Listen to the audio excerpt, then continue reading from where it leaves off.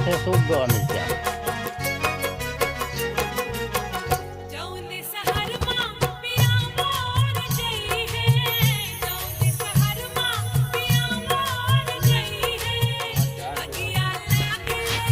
नहीं बनना है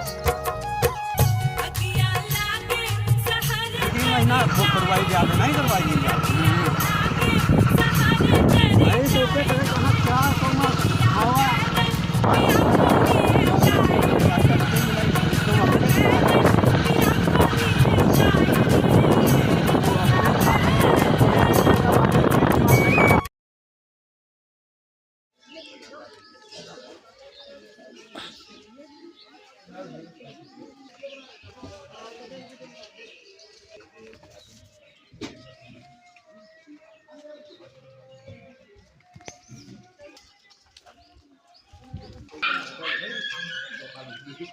आवत है सूख गवा मिर्चा।